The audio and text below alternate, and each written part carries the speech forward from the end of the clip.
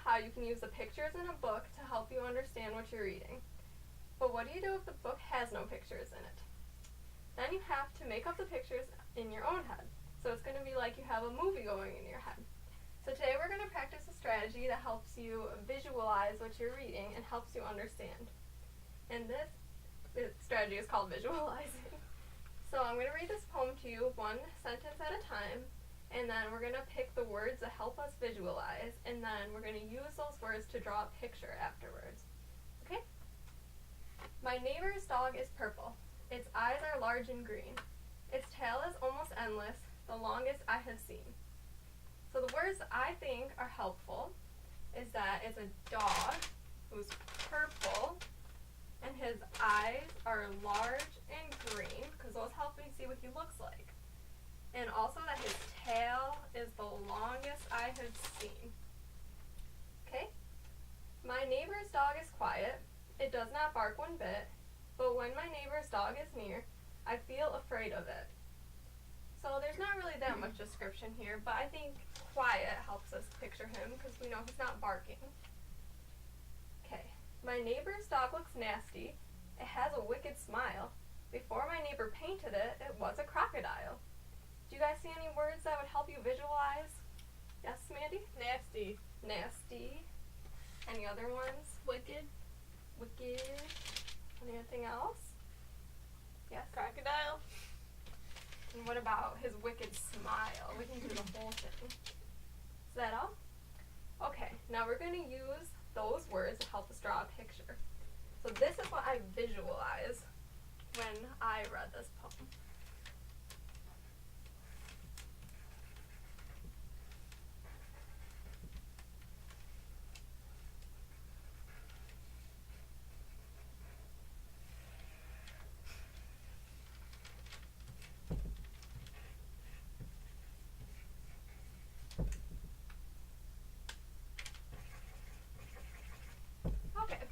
He's a purple, he kind of looks like a crocodile, he has a really long tail, and big green eyes.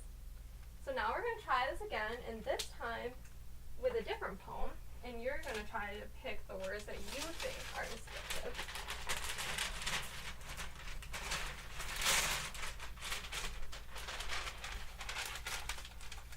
Okay, this one is called The Green Giant. And we're going to do the same thing, so you're going to look for the words that are descriptive, and then you're going to use the words to draw a picture. Okay? So, there lived a green giant whose name was Sam. His hair was the color of strawberry jam.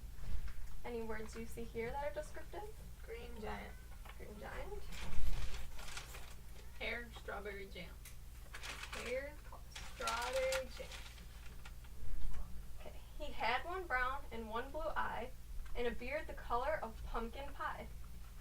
Anything here? One brown and blue eye.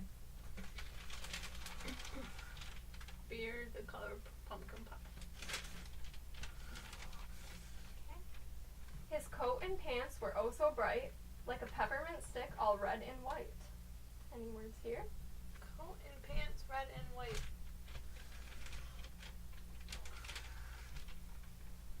His socks were as yellow as lemon pop. His shoes were as brown as a chocolate drop. His Socks yellow. and anything else? Shoes brown. Okay, last sentence. His hat was the color of gingerbread with a tall, tall feather of raspberry red. Gingerbread hat. Gingerbread hat. Anything else? Feather, raspberry red. Oh, good catch. Okay, now use those words and your crayons to draw this picture. I'll give you a few minutes to do that.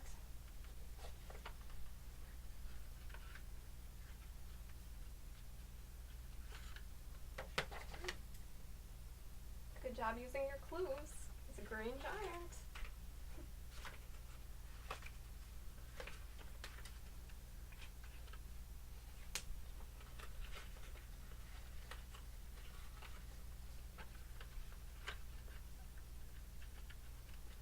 I'll give you a couple more minutes or seconds.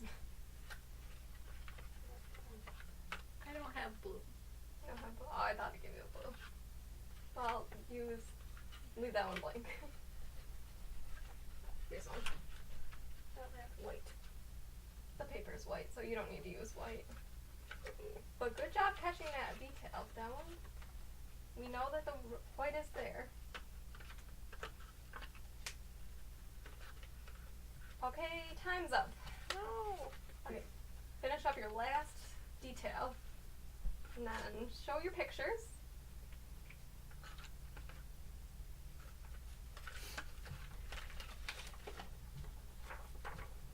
Very good. And Tina. Beautiful. Except for, I think he was a green guy. So you might notice that your pictures aren't exactly the same. But that's okay, because we all might have different pictures in our head when we're visualizing. Your picture might even be different than what the author was thinking. But you can still get a good enough idea to understand what it's talking about. So for the rest of your lives, I want you to remember that when readers use words and phrases to help them visualize what they're reading, to help them understand. And I'm going to keep asking you to use this strategy when you're reading. Okay. The end of class.